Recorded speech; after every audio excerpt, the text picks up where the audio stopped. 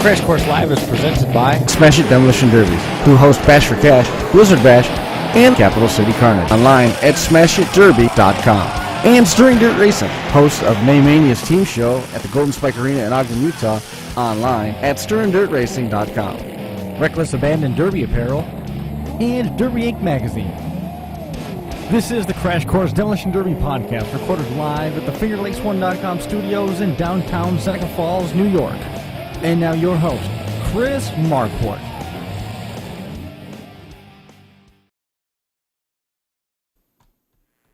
Well, we sure hope so anyway. Good afternoon, good evening, and welcome to this edition of the Crash Course Demolition Derby podcast, episode number 403. On deck here should be a good evening. Hopefully Brian's doing okay. I got a message late in the day that he wasn't feeling well, so he wasn't going to be able to make it in, but thankfully we had some other folks that were ready to make the trip in to hang out with us for a little while. And the one and only Tim Haniszewski. Yeah. Still blew it, didn't I? Yeah. I know it. I've been practicing. I've been playing in my head over and over again. But I appreciate you guys making the trip out. And then Jacob Lewczyk. Yeah. Hey, 1 out of 2 is not bad. Now that I'm sitting in front of you, now I can be visibly embarrassed when I blow this. You know what I mean? You guys look nervous. Everything all right? Yeah. No. Good. I'm glad you guys made the trip out. We were trying to put together some content that was focused more on everything that was happening in and around the drivers from New York. We're going to be talking with Cory Herzog and Team Amateur Hour.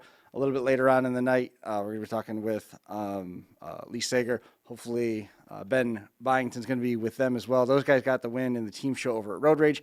And then later on, we're going to be talking to Team Mad Mike's Derby Shop, Mad Mike DiFrischia, Ronnie DiFrischia, and Xavier Tate, all teaming to finally win the Norwalk Days of Wreckoning team show. Mike's been trying to win that show a bunch of times, and he was fortunate enough to do it with Ronnie and Xavier right there by his side in that one. So lots of stuff that we're going to be getting to, and I'm sure other stuff is going to be popping up as we move through it. Hopefully everybody is tuned in and able to share their thoughts on YouTube as we get everything up and going. Had a fun opportunity to see some of the additional renovations. We've been talking about the changes and upgrades that have been happening here at Finger Lakes 1. There is a new studio that is forthcoming. It overlooks the old auditorium here at the old Miners Academy. This was a school that up until 1983 was still in use. Jim Cinecorpory, who owns Finger Lakes 1, was one of the last classes to come through here. I think he was attended 5th grade in this building. So, we've basically now with Finger Lakes 1 taken over the entirety of here. The 3rd floor with some new opportunities coming as we move further into the extensive overhaul here at Finger Lakes 1. So I'm excited that is going to be forthcoming. The new desks were dropped off today. And we're looking at maybe end of July, early August being able to move in there. So that's cool. And also with the sounds of things, there might be some opportunities to stream some of the RDP Derby stuff that everybody has come to know and love here on Finger Lakes 1 as well. So some interesting things coming as we work through the summer. This weekend coming up is going to be Spinning Wheels, Mini Meltdown. That's coming up around the corner. And also this weekend we've got... This is 777's King of Ohio is this weekend. So lots of Derby action coming up here this weekend as well. But in order to go forward first, we're going to go back here. And Tim was able to pick up a win in the relic class, which was just an awesome show to watch, and also took down 2nd place in the street stock class out there as well, and got a cool racing stripe to brag about a little bit on the roof sign too. But that relic class was probably the show stealer once again. The big question is there anything left of the car that you're going to be able to get any mileage out of going forward? Mine's runnable. His is not. I think his is already on its way to China. But mine's still runnable. But I wasn't on the gas all that much. The jumpers were. Geez, those boys can drive. Is Bash for Cash going to be the extent of the travel this year, or you guys have got some other stuff planned? For me, yeah, that's probably it. Maybe a few local shows, but yeah, I got a baby coming in October, so I got to be careful with where I'm going. But Yeah, probably. That's probably it besides local shows. And I think that was one of the things that we were talking about before the show that either I don't remember or just missed overall. You guys took second place at Spring Explosion last year. Yeah. That's Yeah. that's no small feat in its own right. No, yeah, that was pretty tough. The priors were fairly focused on the New York cars. That was one of the tire stripes on the roof. Yeah. Did you guys know that was coming? No, not as fast as pace as it came, but we knew it would eventually. We knew we would make it to the end. But yeah, no, they had our number locked in. And how about for you, Jacob? You know, overall, it was a fun time out there in the relic class. I liked the wagon, and it looked like it was a little bit more hot rodded than what most ranch wagons look like when they left the factory. Yeah, a little bit. The guy I got it from, he chopped the roof a little bit. I didn't exactly know it. Did anybody give you any trouble about that when we went through tech inspection? Did they go through and measure window opening? No, nobody said anything. Nobody noticed. It was only dropped a couple inches, I think, but Yeah, inch and a half.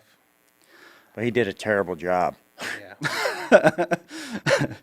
You exposed some of the flaws in the chop job, huh? Yeah. He didn't weld, he bondoed over everything and never welded it. He literally tack welded the roof back on and then just bondoed over his tack welds and he called it good, I guess. I mean, I suppose It literally, the roof was not attached to the car. As soon as it was all said and done, there was nothing holding there. If you take the two bolts out of the halo, you could have picked the roof off the car. Was that Halo doing its job though? It didn't look like it was collapsing down on top of you at all. No, it held it up. It's just like Yeah, it was bolted to it. I believe. Yeah, it was bolted to it, wasn't Yeah, it? it bolted down and it had the window bars. And you're getting ready to make a trip out west this weekend? Yeah, to King, Ohio. Okay. Doing their street stock. Are they running the format with that as well, or is that just the main class that's doing that? As far as I know, it's the one-on-one-on-one, the Yeah. heat race, and then the feature. Yeah, that's that deal where they paint the cars different colors, and your goal is to sort of take out the other two that are the same color. So you've got one-on-one-on-one, while there might be up to 9 cars or so on the track. It's really an interesting format. We got a chance to see that in action last year. The compacts had enough turnout where we were able to dive deep into that and got to see it work. The full-size cars didn't quite get there. But if I remember right, it was one of the Brawns that took home the win in the main feature in that, and it was a heck of a battle. And then I believe Cory Roman from Pennsylvania got a win in one of those classes as well. So I mean, King class. yep. So it was certainly an interesting show. But this year that is not going to be live streamed. If you want to see it, you're gonna have to see it in the stands. Oh, my money's on Pete Hansen. I kind of find that he's one of those guys that's hard to bet against, you know? Yeah. His photo making its rounds with that car. That's The silhouette picture, yeah. That is a nice build. it's got quite a bit invested in it. That's for sure. Well, he actually bought that car off of me. Oh, really? Yeah, I had Jacob delivered it to him at the swap meet, but yeah, he not gonna argue. He paid me what I wanted, so he took it home. It's one of those deals where if people talk about what cars are priced at, and cars are worth whatever somebody standing in front of you is willing to pay for it, and you're willing to accept. Yeah, but Doesn't matter. he's the type of guy like I've sold him a few cars. It's if it's what he wants, money's not the option. It's just he'll take it. Is that easier to deal with? Oh, absolutely. Yeah. You get guys that'll nickel and dime you $50 on a car, you know? Mm-hmm. I know that sounds overly simplistic. Is it easier to deal with? Of course it is. But is it one of those things where as the car pulls away, do you have buyer's remorse and think maybe I should have asked for $500 more or something like that? Well, it's just because it was a nice wagon. So anytime a nice wagon leaves your house, it's, He regretted it. yeah, I regret it once I sold it to him. I knew I was gonna, but whatever. Where did you had was it a 63 Imperial? 62? 61. 61 out there. Where did that car come from? It came from Texas, but it was I bought it out of Texas, but it was a one-owner Oklahoma car. Okay. So that was a nice car too. So Anything down there is nice. So I feel like this is a dangerous question because you always hear about the fact that it's not a real thing. Was that one of those cars that might have been too nice to smash? It was. Yes and no. It was. There wasn't a speck of rust on that car, but the interior was ratty, and it hadn't. It hasn't. I think the last time it was on the road was 82. The sticker said, but Yeah. I mean, it would have been a perfect car to rebuild, but yeah, needed something nice for that going down that far to that show. It's a whole lot easier just to strip it as if you're going to rebuild it and then smash it, right? Yeah. When I asked if it was too nice to smash, did you see Jacob stiffen up? Yeah. Yeah, but that wagon, he had that 59. I would be lying if I said less than 300 people took pictures of that car. They're like, what is this? It's a two-door. You know how rare that car is? I mean, that car's worth some money. Yeah. You know, I don't know exactly what it is, but I'm sure if that car was a restored car, it's probably what, $50,000? Yeah, anywhere from 30 to 50. Yeah. Not anymore. No. Nope. It's going to be a Toyota now. The car itself for you, that was a local car? No, it came from Georgia. Yeah. And Shipped up from Georgia, yep. Yep. One of the guys that had the Tim Lyons, he had a Oh, yeah. Mercury, Yeah. and that Mercury had like 26,000 miles on the car, I think is what he said. And he took all the trim off of that car that was in the relic class that you guys ran. He took all the trim off of that car, and he got the Galaxy that was out there as well in exchange for the trim. So I mean, Yeah. that was a pretty sweet deal. I think that was like a 62 or 63 Mercury, wasn't it? 63. Yeah. Some of them are worth money. Yeah, they had a few nice. They had some pretty nice cars, but their problem was they actually ran them cars too low and the bodies just peeled off the frames on them Yeah. cars. If they would have had them up a little bit higher, it would have been kind of trouble for us, I think. Was there a point in that feature where you knew things were starting to turn your way? No, not really, because like the Tim Lyons crew with them 3 Fords, it kind of got down to me, Jacob, and I believe his name is Austin Jumper against 2 of them, but we just could not put them out. And then Jumper lost the front wheel, and then his car's walking sideways because there's no leaf springs left in it, and I got nervous there, but well, you just remain cool and keep on the injective, and we end up getting it done. How important is focus when you're in the midst of something like that, where you know that all of a sudden this has just become a 3-on-2 derby?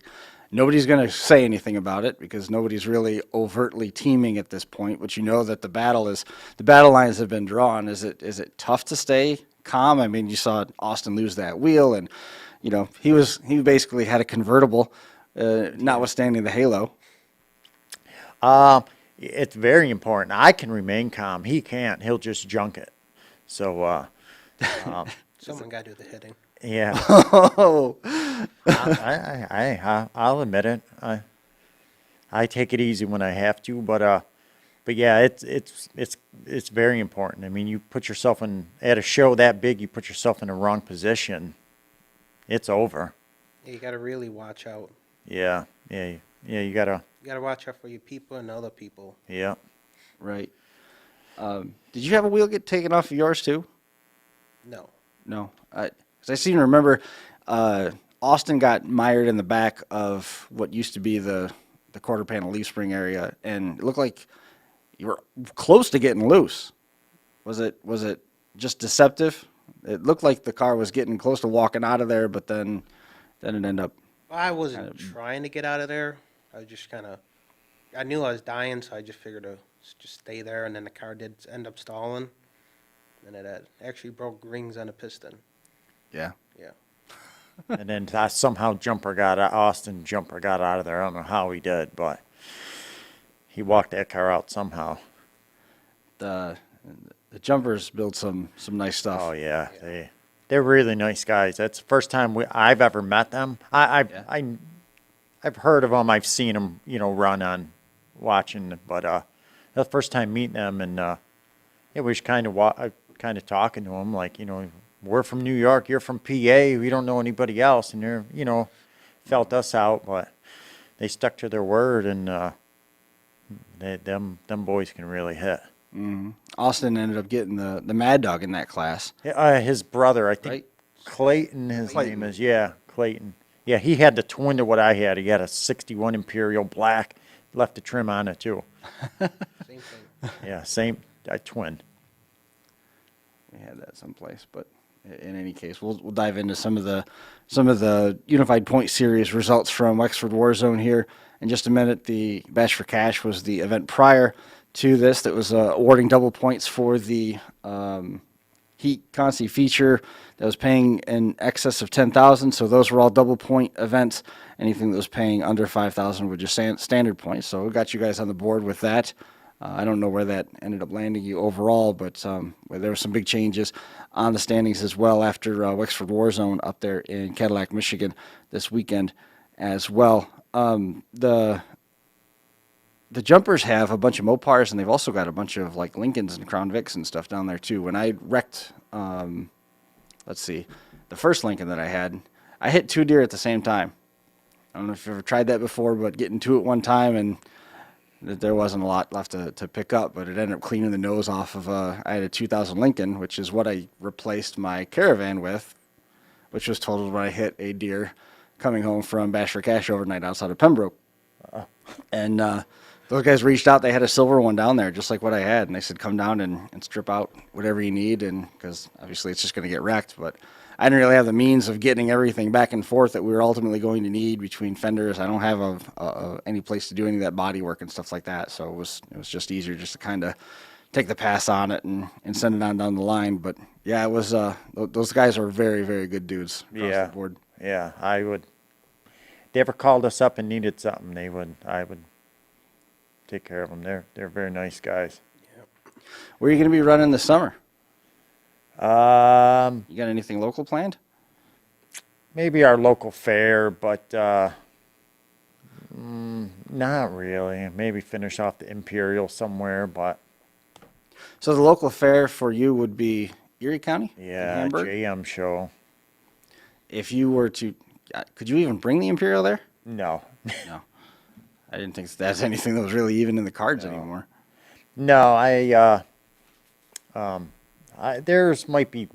I really don't know where I could even run it, to be honest. I know like Dunkirk you could, maybe Little Valley, but. Oh sure, Little Valley. I forgot about that. Yeah. Might be able to do something there, but if not, I try to maybe post it for sale or something. It's still runnable. It's really not hurt. The front is just starting to tweak a little bit. Needs a small patch in the front and a little bit of work in the right rear, but other than that, if Hank is listening, you may have a buyer. Oh yeah, I mean, we're trying to work a deal out with a car he's got now, but he would kill that car. Yeah, it wouldn't last long, and he would hank it up too with all the plates and everything that had to make it magical, and it probably wouldn't be quite what you had envisioned. I forgot about Little Valley, and I think Mike Ernst, he posted today that he was retiring and stepping away from Derby as well, and he's not going anywhere. He was talking about Tommy Dowd, and Tommy Dowd, I think that's down. Is that Belfast? Yeah, I think you might be able to take some of that old stuff down there too. Oh, yeah, I didn't even think of that. Yeah, you might be right. I mean, I might be. I've never been down there, and then there was one other one that was down that way, but I can't remember which one it is. But there's some options out there. I was hoping maybe that thing was going to get band-aided up and go to Morris this weekend for their old iron class. But what do they have in there? I thought they had a relic class I don't know. with spinning wheels. Oh, did they really? I thought so. Oh, that might be the fall show. Though. I didn't even. I think that's the fall show. Oh, okay. San Filippo. You might be right. When is that? October? Oh, yeah. I got a baby coming in October, Yeah, I don't- so that ain't going to work. That schedule might not work so well. We wanted to run that Dead Man show in October, but there's no way I'll be able to go for that. That's the one down in Pennsylvania. Maryland, that Dead Man. Supposed to be. Oh, it's in PA. Yeah, it got moved to Pennsylvania. Yeah. Yeah, that one. There's a lot of interesting things happened with the Maryland location. TJ just had a really interesting post that he put up today before we got on the air, and he was talking about how people always complain about promoters, and they don't like the rules, and they don't like the calls, they don't like the officials, they don't like the tech, but yet people always end up going back, and it kind of does make you wonder why do we continue to do this, but. You know, there's when it comes to local stuff, we've talked about this 1,000 times, how there is no replacement, there's no amount of money, there's no anything that will replace your opportunity to be a hero and showcase what you do in an entertainment sport in front of your hometown family and friends. There is just no replacing it. No.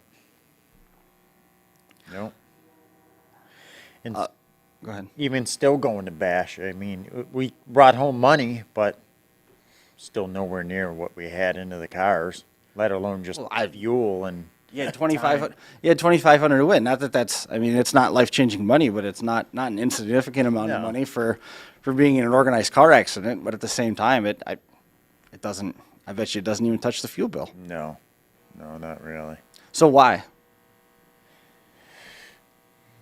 It's just it was in our blood growing up. My father did it. His father did it. All my uncles. I think our grandfather did. I believe he won the first Erie County Fair. Erie County Fair Demo Derby. Really? In '61 or something like that. Yeah, I'm not 62. sure what year it was. Early '60s when there was like 7 cars for the first Demo Derby at the Erie County Fair. Yep. That's interesting. Yeah. I didn't realize that was the case. That was kind of cool. Yeah. Because there's all this debate about where Demolition Derby was started. You know, there's 2 or 3 different places that sort of claim it, and a couple of them are in New York, which is, you know, that's fun. I'm sure that you'll never actually figure out the truth of who created it, but there's some stuff out west as well that people are claiming is where everything got started. But Just remember going out in the early '90s as a kid to some of these fairs, and there's 200-300 cars there, and it's just right. Do you ever go to the fairs? I mean, I don't know, with the garage, maybe this is something that you guys were even involved with, where the feature cars were provided. That happens. Supposedly that happened by us at, I believe, State Line Speedway after like 2002. They only ran supposedly they did something like that. Like if you won your heat or whatever, say an old iron, Right. they had compacts, and that's what you ran out in the feature. There was be like 6 compacts set to the side, and you won your heat. You took one of those and into the feature. Wow. And there would only be 6 cars out there, but they were all kind of built the same, I Sure. guess. Something like that. I never went and watched it, but that's how I heard it was. But there would be a W body, and then there would be a 92 Ford Tempo. So somebody got a good car, and somebody got a not so good car. Well, it's all a matter of time before the Tempo's a hot ticket, right? Once the W bodies price themselves out and we can't get our hands on Camrys anymore. They're getting, even the Camrys. I can't believe what some of these guys are selling those cars for. Yeah. It's just they're $1,000 now. What can you get cheaper at this point, a Crown Vic or a Camry? You could probably get a Crown Vic cheaper, honestly. Yeah. Yeah, Crown Vics are getting expensive. The Square bodies. those are getting a little bit tougher to come by. And I don't know what happened, but like apparently all the Ford wagons have already been smashed. Yeah. The only person that can find a Ford wagon these days is Steve Lane, and he drives it for 3 years. You know? Yeah, that's what I grew up on when I first started derbying. When I was in like 2002, 2001, it was all Crown Vics. You know, they're about 10, 12 years old. That's what we grew up on. Right. The shop where you guys build, is that the original shop where your grandfather built those cars back when he was winning? Well, our family actually owns 2 scrap yards. My brother, my old man, we own a scrap yard, Triple T Auto up in Niagara Falls, and then Jacob and his mom and his brother, they run. It's like our family scrapyard, but that's where everything started. But no, we actually built out a Jacob's garage at his house. Yeah, I mean, that's where it all started for us on Ransom Road. That's really cool. Yeah. I think the junkyard started in 1954. Yeah. That's interesting. Yeah, I think it was 54, yeah. Because it was one of the places that the Demolition Derby really had some roots was at Holland Speedway. Yeah. And that's, I'm not sure how far that is from where you guys were. 30 minutes. Yeah, it's not far. No. That's all asphalt, too. Have you ever run on asphalt before? Yeah. Yeah? Yeah. How much fun is that? That's, the first time I actually did it was in compacts, and then I jumped from a compact into a minivan, and I thought I broke my neck. Yeah. That hurt. Yeah. You ever done anything with the minivans before? I never ran a little car or a minivan. No, just strictly. Always full size. And how long have you been running? I started in 2017. Yeah. Interesting. I got 20 years on them, so. You don't look old enough to have 20 years on them. I'm 35, so I started when I was 15. Where were you running at the age of 15? Or Was who was running signing at off for you? A local track up by us with using my 16-year-old cousin's Up by you. Ransomville Speedway. They hardly was- checked IDs back right. then. I had his ID signing up for the Derby. So that would have been, I mean, we're talking, that's when Jaron Israel and all those guys started really getting hot up there. Oh, yeah. Right? Yeah. Those guys have won a lot of the hangover races and stuff. Yeah, that were that's up like there. when all that kind of started up there, yeah. Yeah. That was a fun time. I actually couldn't run the first hangover they had because I was 14 at the time. My parents were like, you got to wait till you're at least 15. That way if something happened. And then once I turned 15, still couldn't demo, but I just used I had a cousin who was 2 years older than me, and I just used his ID. So. Another guy from up in your neck of the woods, Torrey Mustarello, was talking about making the trip out to Bash for Cash this year. I heard, not with a car or anything, but just that it'd be good to see him. I haven't seen him in a long time. He popped up on Facebook several years ago, again, asking about some photos and stuff, but I haven't seen him in a long time. Yeah, he's still around. He still runs and stuff? He don't run as much, but I see him now and then. He stop out by us. I remember meeting him at the first Metal Destruction show in Cuba, and he had that Suicide Lincoln, had the skull and crossbones flag on it. Yeah. It was cool. Those were good days.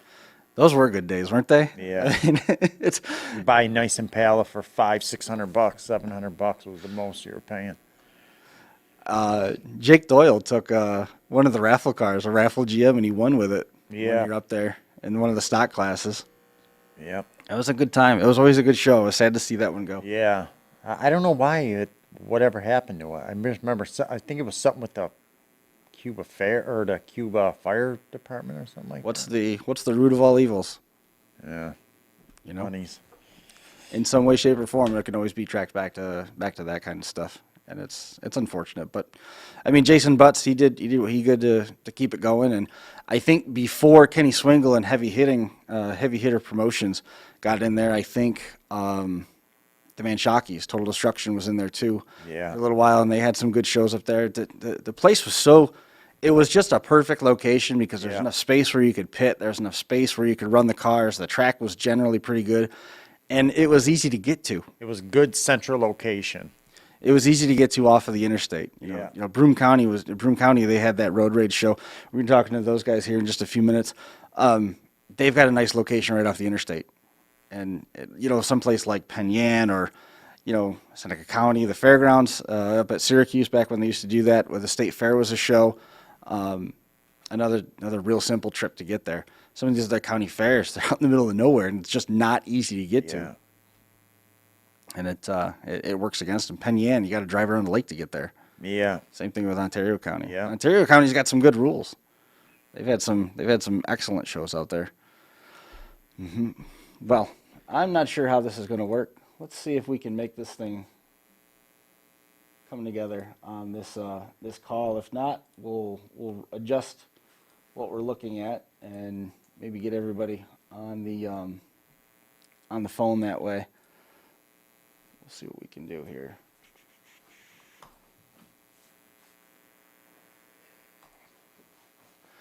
So we were talking about trying to track down.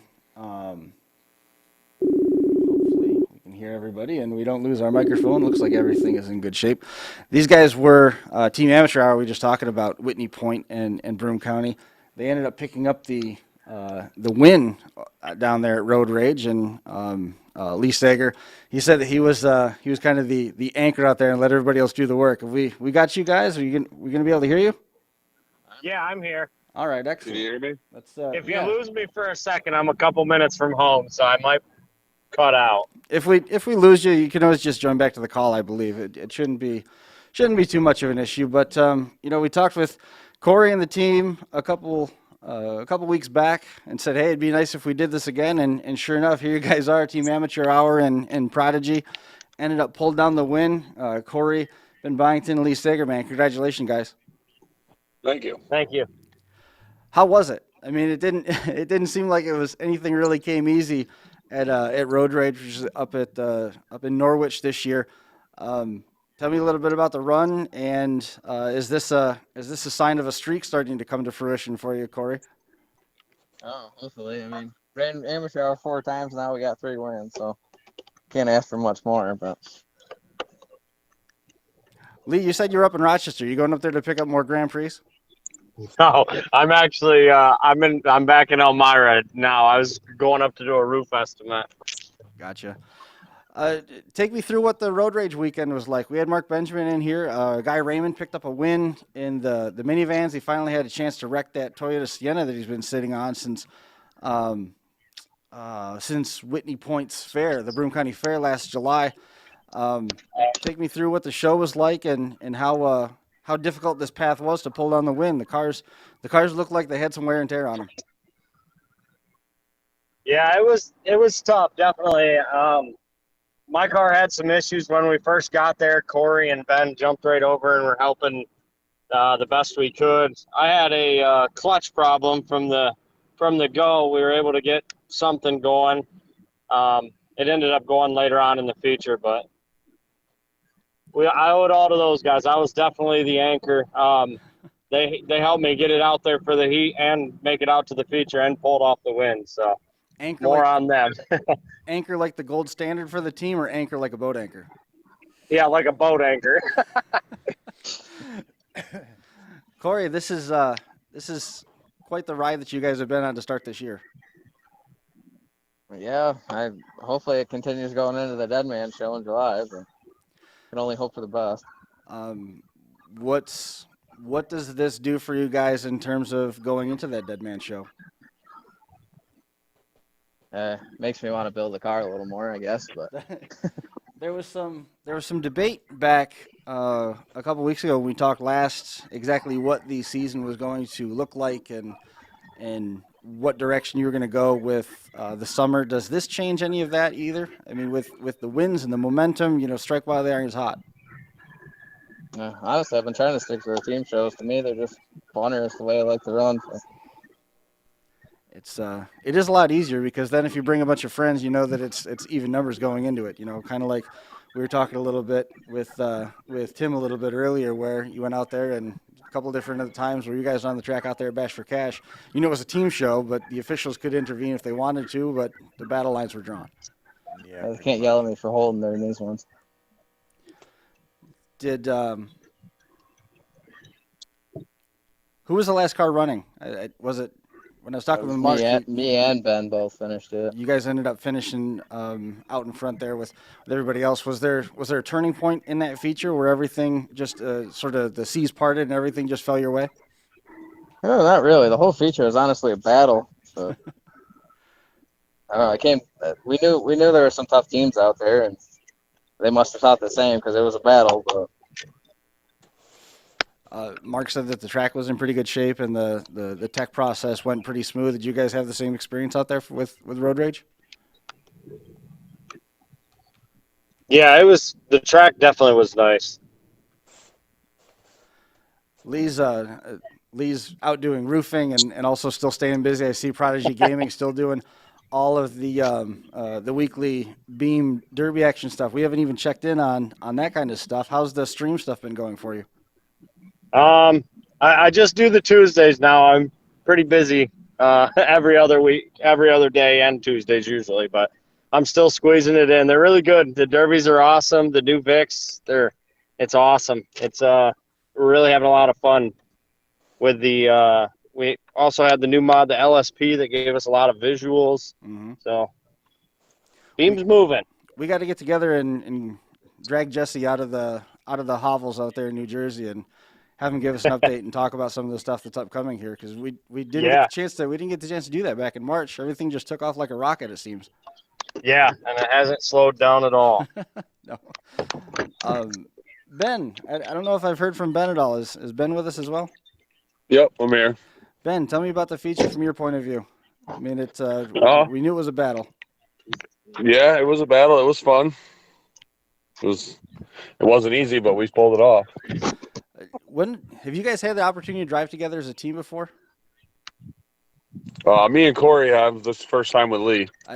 I remember there was some shifting and changing that was going to be going on. Me and Ben ran this our third team show, and then we did a 2-man truck for one of Gully's shows too last year. Yep. Is it difficult when you have that type of chemistry and you've run together that many times to bring a third person in and have that flow fit? Not so much, really. No. You kind of just hope for the best, and it seemed to work out. There's a lot of just hope for the best. Is it better to be lucky than good? Sometimes. And we've ran with Lee a bunch of times, just not on an actual team. Right. Yep. And then we've definitely ran against each other many times. We've battled, we fought, we've hated each other, but We actually ran a team. Our first team show, well, I was against Lee. Mm-hmm. Yep. Alex said that he let you guys get the win. He shut off for you. Alex Seager, brain damage. He's the number 51. He was part of the runner-up team that was out there at Road Rage. So we were talking about the team and the combinations that you guys have competed with in the past. When you look at the feature field that you've got, you've got Alex over there with his crew. He had a pretty stout team. When you go out there and you just hope for the best, do you talk about a strategy? Do you try to put together a plan where we're going to try and pick on this team? Do you just stick to some of the typical county fair feature idea where you hang back in the corner and wait to see who volunteers to pick the fight? What was the mentality of the group, especially knowing that Lee had the issue with the clutch? We kind of just all agreed to stay together and run together and make it so we came down to first and second, and then that's pretty much what happened. Next thing I knew, it was down to one team, and Cal and Alex were still going. Cal, that might be the best derby, the best effort that Cal had that we've seen him run. He was outstanding that weekend. Yeah, he drove really good. Cal's a heck of a driver. He's at the end of almost every show. So. Yep. Excellent. He had a really rough car too. He had the roughest car out in that team all day, and his sub was on the ground. His front was dumped hard, and he still made it to the end. So. Why might that be? Oh, he can drive. I'll give him that. It's that luck thing again, I think. It usually seems to look like one of those deals where you want to tell him maybe to lift a little bit, because once he decides he's going to drive, he just drives. Yeah, he knew what he had, and once he just knew what his car was capable of, and he did good with it. Excellent. Well, Did they finish with? Go ahead, speak up. They can hear you. Did you finish with all three of your teammates left? All but the boat anchor. All but the boat anchor. Mine went out about 3/4 of the way through the feature, maybe halfway, maybe 3/4 is giving me a little credit. That's not bad. We didn't expect it really to make it that far, though. Coming out of the heat, we had known that at some point it probably wasn't going to be. At one point, it didn't make it off the trailer, so. It's true. It didn't make it off the trailer? He made it pretty far. He did what he had to do, so it worked out. What happens Lee, when you've got that lot that's been dealt, you get there. Did it have any indication that it was going to start giving you trouble before you got there? Obviously not. Otherwise, you would have changed it, right? A little bit, but I had thought maybe it was just a bad line, so I grabbed a line on the way. Just lack of test. If I would have had a little more time, I would have. I pushed it a little tight as usual. Right. I understand that. How many times have you said that the we derbies changed the line and the part still failed, so we were able to make it work. What were you running? What kind of car? It was a Lexus, but it was a 4-cylinder swapped with a 5-speed. 5-speed, yeah. I figured it was a Toyota Camry Ford, but style. Yeah, them Lexuses are it's basically a Toyota Camry in my experience. Yeah, yep. Yeah, they're pretty much identical. Did you see Andy? Yeah, I didn't notice any differences. I haven't run a ton of the Camrys, but to me, it was a Camry. Yeah. So when that starts to materialize and you manifest the issues and it doesn't want to come off the trailer after you change the part, is it a preservation mode thing? You get the car out there for the feature, you're going to try and limp that thing as long as you can, or do you decide that maybe you're just going to be the hammer and try and take out as many front wheels, tires, axles as you possibly can to help pave the way for the team? We thought the heat went a little bit better than we had thought, because we thought we had a tough drawing 3 teams. Mm-hmm. And when I come out of the heat and I still had just as much clutch as I kind of went in with, I was pretty hopeful that I was going to be able to at least lend a hand at some point. So that's what I was just hoping for. If there was a situation I was needed, that I could get the car to present itself. Mm-hmm. You were talking about the Honda Accord. I believe it was an Accord wagon that Andy Vona had in the compacts. Oh, yeah. Yeah, wagon, yeah. What a show. He destroyed that thing. That was I love watching him run when he goes into, destructo mode like that. He is so much fun to watch, and he's got those things figured out. Those are awesome cars. Yes, he does. Yeah, those first time I saw one of them Accords run, I'm like, no way is it that strong. But unless they're doing I've said that about Cory's Accords. Cory had an Accord, and man, he can make them things they're something. First time Lee hasn't called me a cheater is when he runs with me. Another guy that can build a pretty mean compact, Patrick Dellis. He can get some mileage out of those things, man. Yeah, I've watched him run a few times. To the point where it's almost scary. Like, dude, he's up. You're gonna end up going through somebody's back seat. But man, it's what he's out there for. He wants to put on a show. It's an entertainment sport, right? Yep. All right. Well, is there anybody that you guys want to make mention of? I know the win was a popular one, and it's got that momentum continuing to snowball here.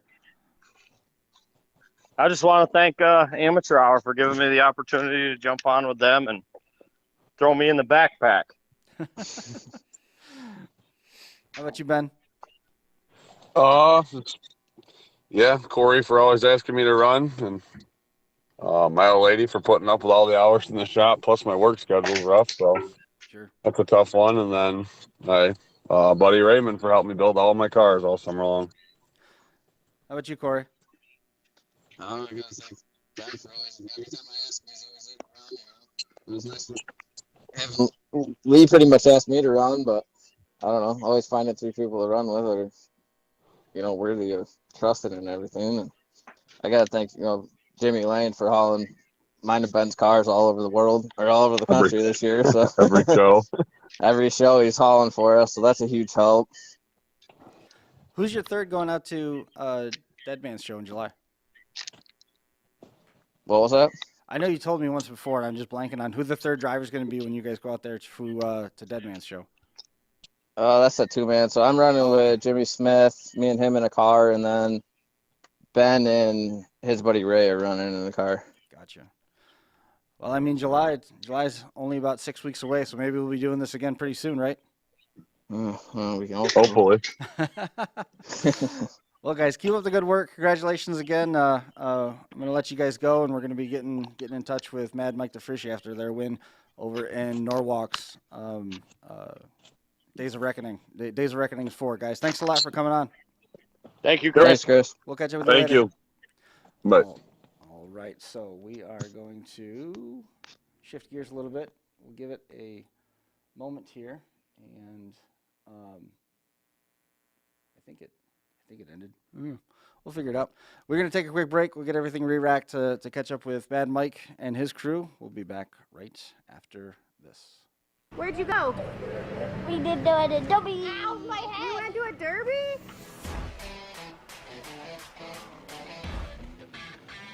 Hey Derby World, this is All For Him Racing Videos, where Derby never ends.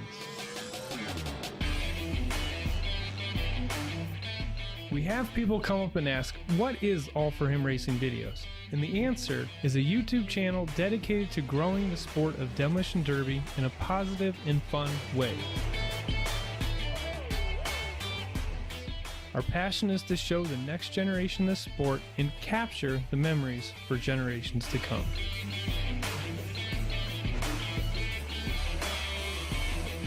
We're just trying to show that you can be a Christian, do crazy and exciting things like demolition derby, and just spread the word.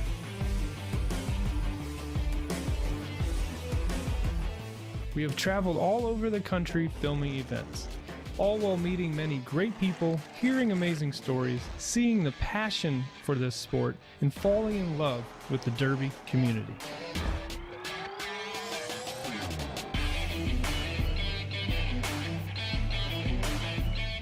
We have grown to be the largest demolition derby channel on YouTube across the world, with millions of views within our large library of videos.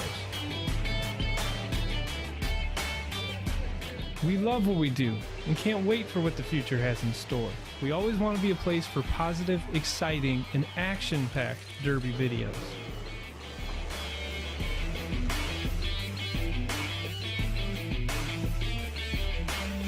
Thank you, Derby World, and enjoy the videos.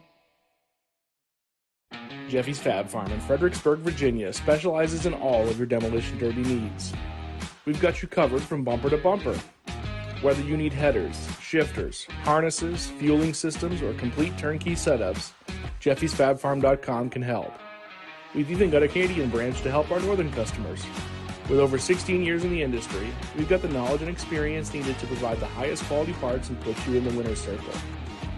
Visit our website today or call Jeff at 540-907-3390. Fabby says the best parts come from the farm. Jeffy'sFabFarm.com.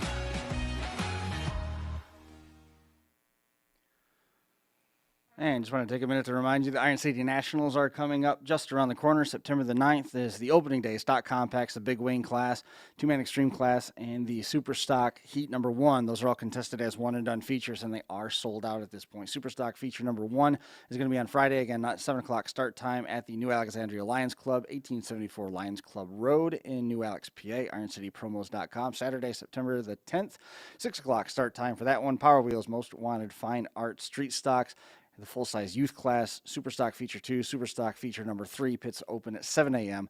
on Saturday the 10th. $10,000 to win and a championship belt for the full-size classes in that one. And then we're going to see the Big Wayne class taking home $2,500 and a championship belt.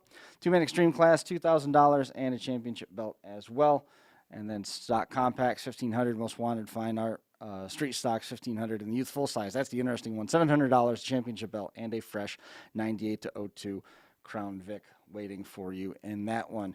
Take a quick moment to remind you about our friends over there at the RPM Group, rpmgroupny.com, a progressive waste management business serving nearly 4,000 residents and businesses around Owego, New York. RPM Group can take care of all your waste management needs. Boasting a fleet of 2 roll-offs and 6 garbage trucks, RPM is fully insured and ready to serve. Ask about asbestos abatement and surveys, interior and exterior demolition, private parties and foreclosures, curbside trash and recycling. Click or call RPM Group NY or 607-223-8714. The Hardcore Tour down in Pennsylvania. Frankie Guy has been posting about this one. They're knocking on the door of their next event. Day of Destruction is scheduled for June the 25th in Dunbar, Pennsylvania. July the 2nd is going to be Mayhem on the Mountain. July the 23rd is King of the Hill in Windridge, Pennsylvania. And the month of July wraps up with Extreme Destruction in West Alex, Pennsylvania on July the 30th. The big show of the season is going to be Labor Day Lockdown, September 3rd and 4th. That's in Stoneboro, Pennsylvania. Online for schedules and rules, hardcorepromotions.com. And it is Labor Day Lockdown is one of those events that is going to be part of the Unified Point Series. Ty Richards ended up picking up some more points in Unified Point Series action. He's got 60 points as he's out in front. Bill Miller with 45 points in second place. Steven Sickles third with 38 points. And tied for fourth with Scotty Drevenak, 35 points. And Trevor Jones with 35 points as well. This weekend, top notch is in Southern Illinois Showdown in Marion, Illinois, is June 16th and 17th. And then June 25th, Buchanan is going to be hosting a show in Richmond, Indiana on the 25th. July 9th and 16th, Buchanan's got the next show as well. That's Proctorville, Ohio. And then Deadman, the Day of the Dead in New Alex, Pennsylvania, July the 23rd. Ruts has a couple shows coming up. And so to smash it, to round out the month of July, we're going to be talking about those all month long. Wexford Warzone was this weekend. Tevin Meyer took the win in that, that was Devin Meyer. They got the win in the youth full size. And we saw Devin Meyer, I believe that was the driver that ended up taking the win in the first Smith Metalworks Youth Full-Size class at Bash for Cash last year. So he took the win over Cody White and Austin Quillen.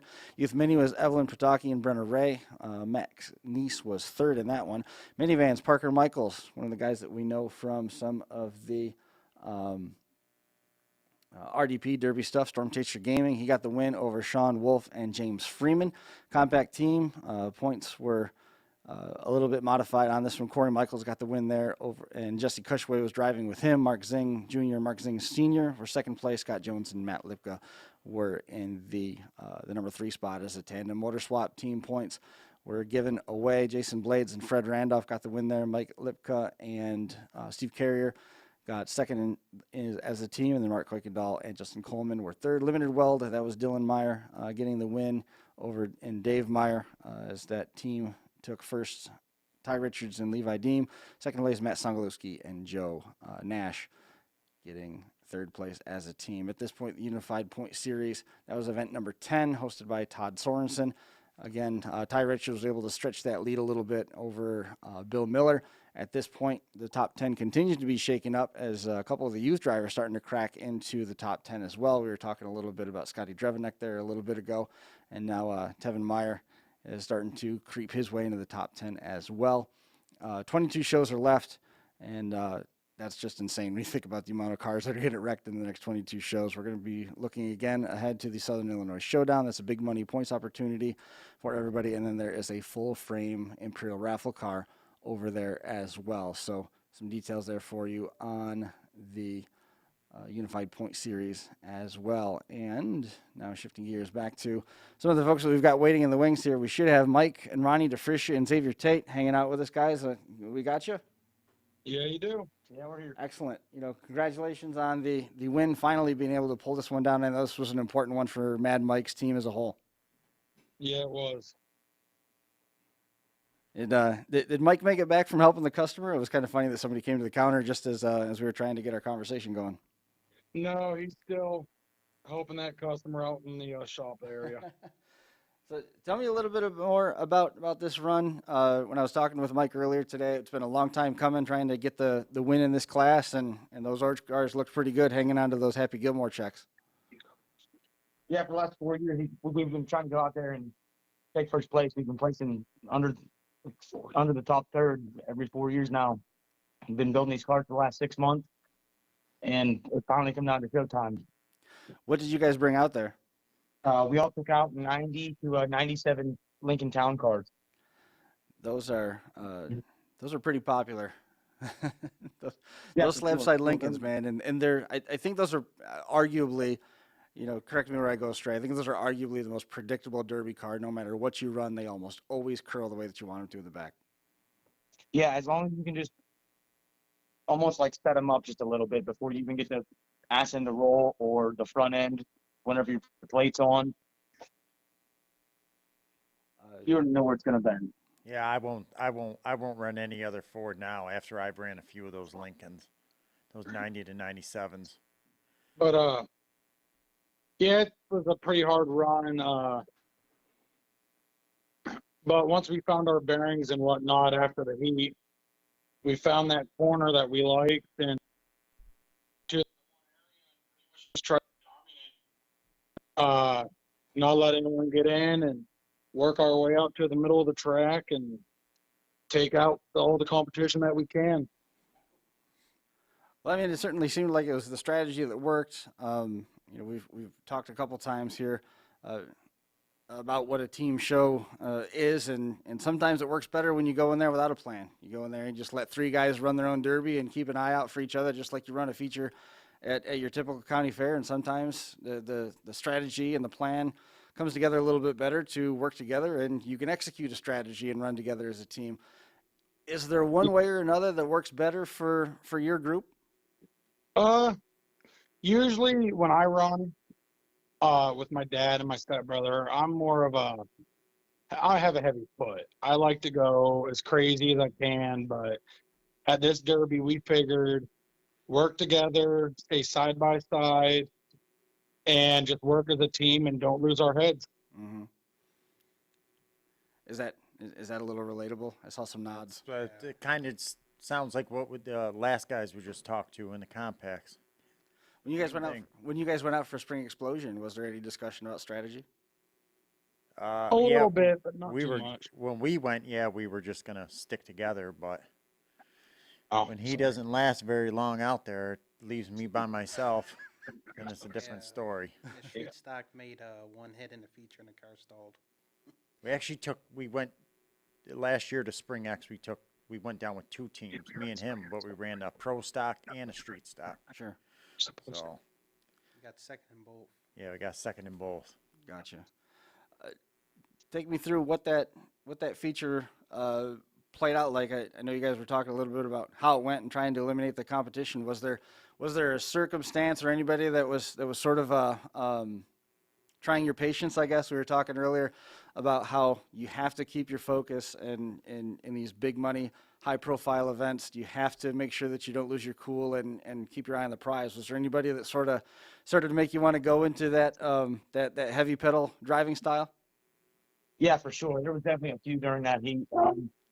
Throughout the heat, like Freebie would come down, try and mess with us, go and leave, go to the other side of the track. Lovejoy would come down, poke his nose in, and he'd leave, come back. Joe Lanky would come in, poke his nose in, try and leave. So it's just trying to keep it cool with all the high talent drivers you've seen or that we've seen over the years. It was a little different watching them in the car compared to on the stands. Tate, how long have you been driving now? I've been driving since I was 13. So the last 9 years. Mm-hmm. Is this ranking as the highest profile finish and the event that probably had the most meaning for you guys in terms of trying to finish well and trying to make sure that you brought those trophies home? Oh yeah, for sure. Just by looking at the Derby Life magazines last year, it was ranked in the top 10 derbies in the country. So us going into it, we knew we had to keep our cool down, our heads on straight, and just try not to jump your cars fast. What's it like growing up around Mad Mike's Derby shop? I could only It was imagine. definitely a lot to get used to. Always working on derby cars, crazy lifestyle, derbies every other weekend. 4 cars done in a week, or we'd have to do some cars done in 2 days. I mean, Xavier's motor crapped the bed 2 days before the Derby. We had to do a whole engine swap on that.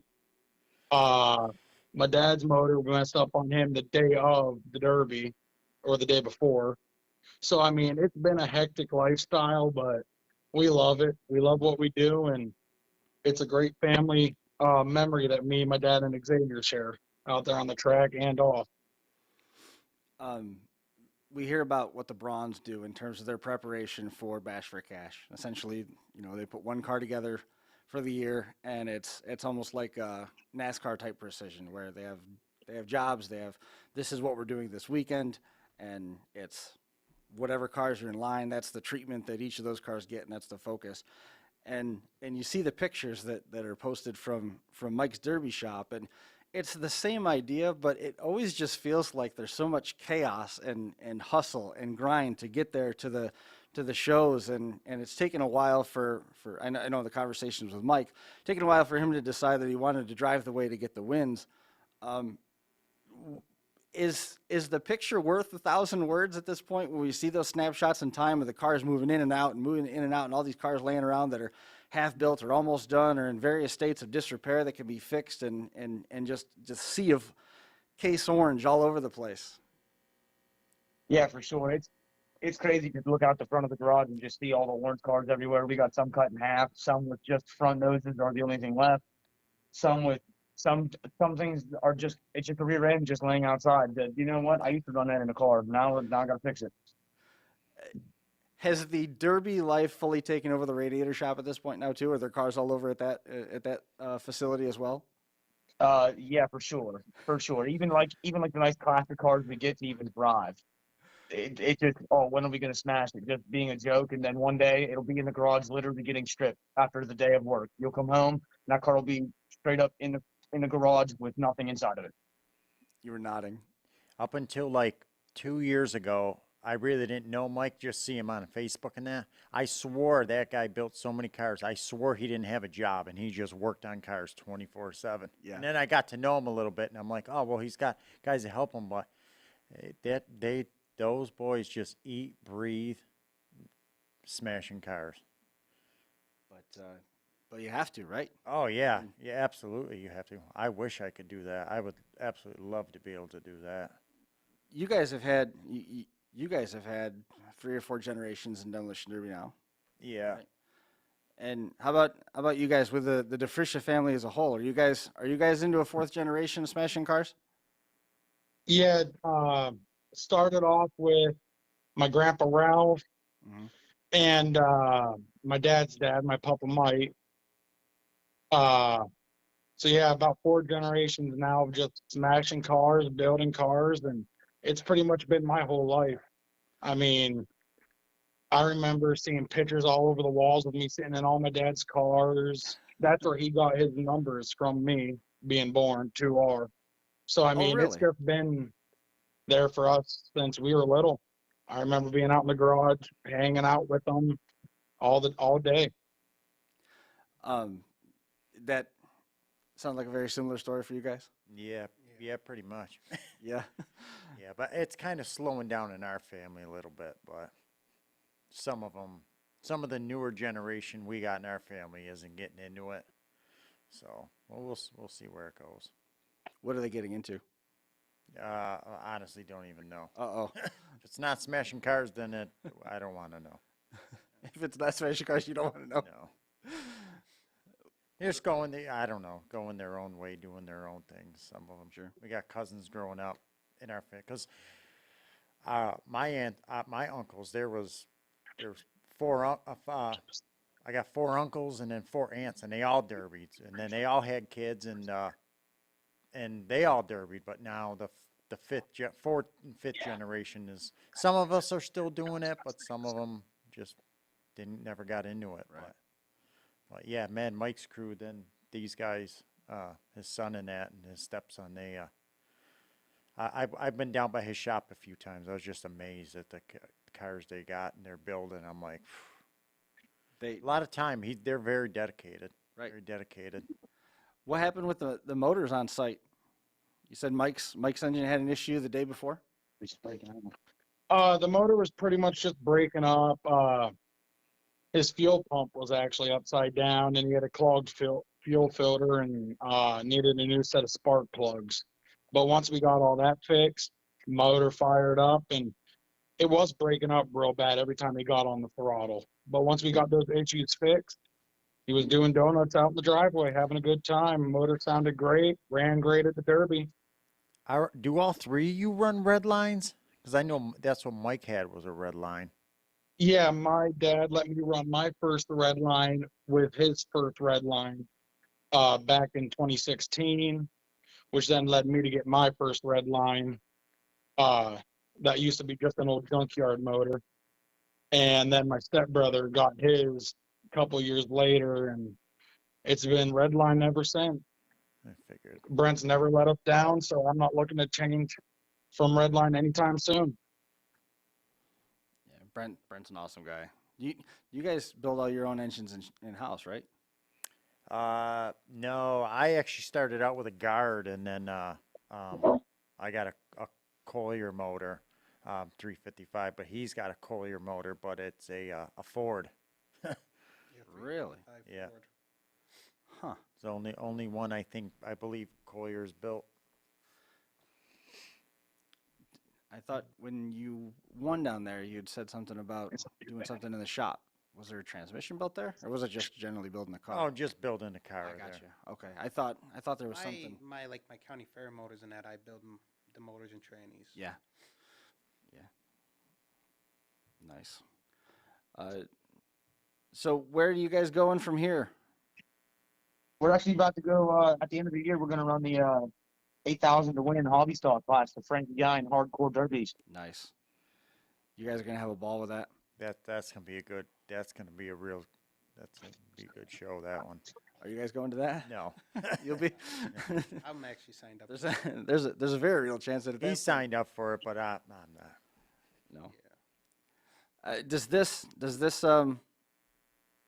put some confidence behind you? I mean, as important as this was to the team as a whole to come away with a win in this show, what's this do for your confidence and momentum looking at that show coming up that far into the future? You got a lot of cars to wreck between then and now. Yeah, for sure. Being the first show of the year for me and Xavier, and pulling off that win against all them high-class drivers that were running out there pretty hard, it definitely got our confidence up, and we are definitely ready to start running again. I actually already just got my next car ready, so I just bought it. So I'm already in derby mode. I was ready last night to start building. It's you got the next car ready, or you've got the next car bought? Bought, getting ready to be built, probably starting here as soon as we finish off this other one. But I'll be honest, I wouldn't be surprised if the car was already built. Yeah, usually we do have 1-2 extra built, but not this year. We were mostly worried about getting these team cars done. I got a little bit behind running my dad's radiator shop and whatnot, but we all came together the last 2 weeks and got it done and got there to the Derby. What's the most completed cars that you guys have ever had laying around that you can remember? Mostly square bodies or like Lincoln. We'd probably have 15 to 20 cars in our driveway just lined up along the fence or scattered throughout the woods and out in the yard and up by the house, all over the place. That's the last time I was at Mike's. He had there was 5 of them right outside, all welded, all ready. All you had to do was drop all the goodies in it and go. Right. Ready for drive line. That's basically it. One time we were talking with Mike, and at that point he had just finished his 27th car. Yeah. And it was like off season. So there was all these 27 cars, and basically said that should get us about halfway through the season, which is just absurd. But I can't remember when it was. We saw him down in Brookville, I think, is when he was telling us about that stretch. It was just a insane pace. But I mean, you got to live it. You know, you immerse yourself in it and spend 10,000 hours doing something, you become expert at it, I suppose, right? Yeah, crazy. Yeah, for sure. When you spend enough time and enough money in something, you usually become pretty good at it. Yep, that is for sure. We're getting down towards the well, actually, we're well past the top of the hour, aren't we? Is there anybody that you guys want to make mention of before we let you go? Yeah, I'd like just to say to everyone that ran in Mad Mike's Derby shop and everyone that's helped, they've all been a great help. Smith Metal Works, all their parts that they've given us and we've bought off of them, we couldn't have done it without them, and all their bumpers, gas pedals, brake pedals, shifters, everything that we've gotten from them. James Mintier, he's helped us out through a lot over the years, helping build my dad's cars, helping us catch up on ours, just being there to support us and everything that we've done. Did that roundback ever make it to the car show? Yes, that roundback was in the car show, I'm pretty sure. It's actually being in the process of fixed right now. Yeah, it's being fixed right now. But our main guy that we want to say thanks to is Brent Johnson. Mm-hmm. He's definitely helped us out a lot. And, you know, last minute he had Xavier's motor at his shop getting fixed. So if it wasn't for him, we wouldn't be where we're at right now with the motors we got. Sure. Yeah, Brent and Mad Mike's Derby Shop, Red Lion and Mad Mike's Derby Shop have been synonymous for a long, long time. We've been hearing about Red Lions for quite a while, and those things have been just about bulletproof for you guys. So hopefully it keeps up, and we wish you the best of luck here the rest of the summer.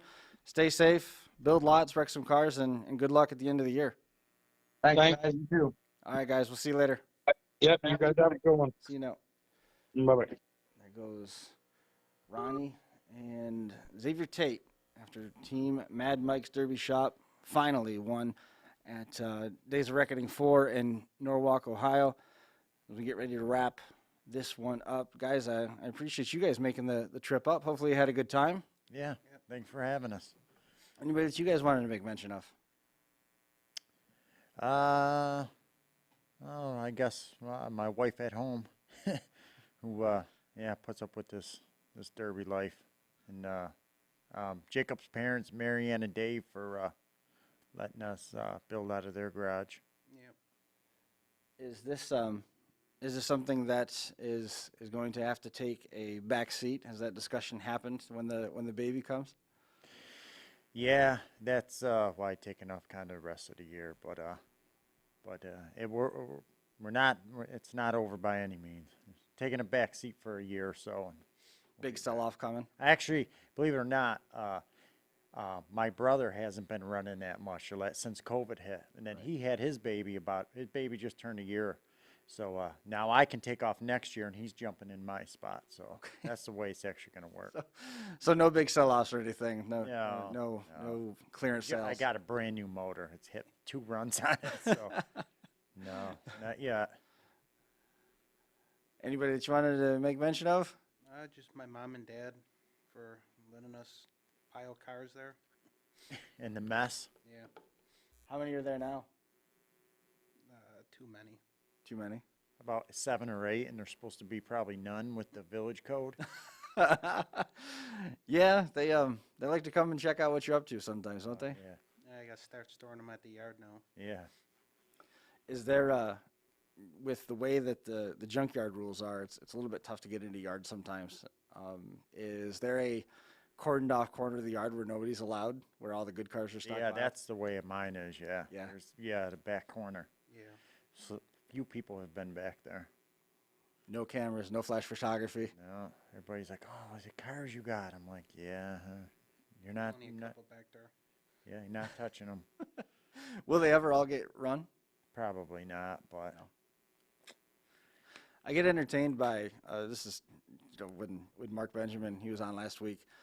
When he was growing up, there was just as far as the eye could see, just rows and rows and rows of cars. And Josh used to say this as well. Josh always said that he would hustle for cars and he would get as many cars as he could because it's almost the same as having a bank account. Yeah. Old iron is always going to be old iron. People are always going to want it. And Mark was kind of lamenting a little bit the advent of the waffle on Facebook. You know, you have a Cadillac and it killed it. 30 spots for $100. That's $3,000, just like that. And eventually somebody's going to figure it out, and that's going to get shut down. But it changed the market completely. Yes, it did. And it hurt. It helped and hurt. It hurt because a guy that needs a car real quick, he's not going to be able to just buy one for $1,000 or $1,500. Now you're going to pay whatever it'll bring it in a waffle. So if you're trying to pick up like a caddy or even a wagon or something like that, you're spending $6,000, $7,000, $8,000 for just a roller. You know. Especially the bumper raffles. Yeah, bumper raffles too. I remember one of the times that we were out at Bash for Cash, and like there's bumpers that were $650, and and people are walking out like they just hit gold. Yep. And you're gonna get unless you go to a place where you're able to build it, you know, which likely was the destination. But all the same, you know, if that's just a stock bumper, $650, you could buy a couple of Vics for that at that point. Yeah. I mean, this is back in the 2014, 2015 days, which is a little bit different. But man, it changed quick. But people always say to me, they're like, "Yeah, I can't believe you're wasting that much money into a car that you're going to destroy." But it's just like the same thing as roundy round racing. You're even spending more money in that field. And the same thing, you could tear the car up in one night, you know. Granted, you usually don't, but you're still sticking a ton of money into it. You're really not getting any sponsors, you know. Yeah, the sponsor money isn't what people think it is. No. You know, a really flashy quarter panel on a dirt modified is probably not the equivalent in the money that people are assuming that it is. No. And, you know, your right rear Hoosiers, if you're running dirt car modifieds like what they have up there at Ransomville near you, or I think they have American Racers on some of the cars that are at Batavia at Genesee Speedway. Yeah. Tires are hard to get your hands on due to supply chain challenges, and they're a fortune. You know, your tire bill. The dirt modifieds at Canandaigua, Kevin Root from Geneva just got his first modified win this week. He won $2,000. Gas for race fuel at this point is like 15 and change a gallon. So right there, between the set of tires and the fuel bill, there's $2,000 out the window before he even got to maintain the car. Mm-hmm. And while you do have that week after week rollover, and you still have to do all the maintenance on it, there's a lot of reusable stuff on a Derby car that are potentially lifetime buys if they're taken care of. Yeah. You know, for quite some time. Rear end, transmission, Yeah. engine, possibly even an engine cradle, depending on what type of build that you're running. But I mean, tires, stuffing tires, drive shafts, buying cars. You're not going to get, unless you're buying old iron, you're not going to be able to sell the bezels. You're not going to be able to sell the trim if you even want to horse around doing that. Yeah. And then they all want to beat you up on the price anyway, so. Yeah, I had all the trim for my 59 Ford and couldn't sell a single thing off of it. That's until after you scrap it all, then somebody will be like, "Oh, you have that piece? Because I'll pay you like $300 for that piece." Yeah, past tense. Yeah. I'm sure you weren't. And the car body. Yep, I like that argument when it pops up when you're talking about relic class cars. It's too nice to this. It's too nice. It's like, you know, the thing is a lot of restoration guys have two cars to make one. Yeah. And you can grab up that car that wasn't good enough to do anything with, according to the restoration expert. So, like, would you rather just go to the crusher or rather just go rot in the yard? And if it was out there, you had just as good a chance of finding it as anybody else did. I told somebody that same thing a week before with that Imperial. They're like, "Oh, that car's too nice to smash." I said, "Well, it was on Marketplace in Texas. You could have bought it. Right. It was there." Yeah, my 59 Ford was on Marketplace for 2 months. And I decided, so I'll call him. I'll see what he wants for it. Right. Interesting. It's always a fun time. No. It doesn't matter now, right? Yeah. Well, again, I appreciate you guys making the trip up. It's always good to see you.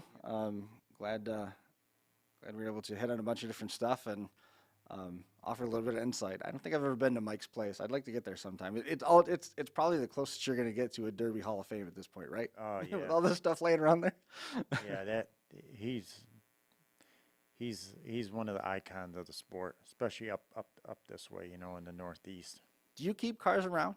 I mean, is there a lot of stuff, historical stuff that you've done well on that you keep around for antiquity to go back and look at it, or is running a scrapyard kind of make it tough to keep stuff? Oh, I have a few of them, but no, actually at his scrapyard, my old man has a 1966 Imperial that's been there since 1983. Mm-hmm. Really? Yeah. From Islip Speedway. One of the last years they had the World Championship there, I believe. It is still there. Yeah, down on Long Island. Richie Predmore went down and ran there before. Mm-hmm.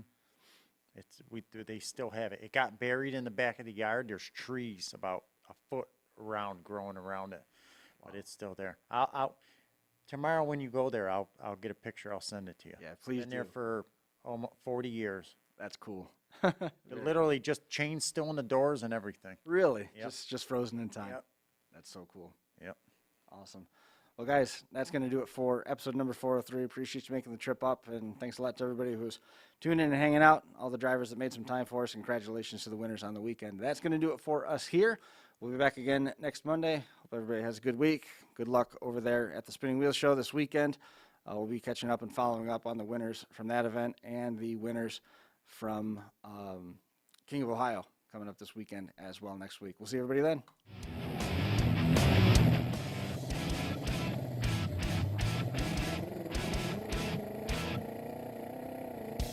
Crash Course Live is presented by Smash It Demolition Derby, who host Bash for Cash, Blizzard Bash, and Capital City Carnage. Online at smashitderby.com.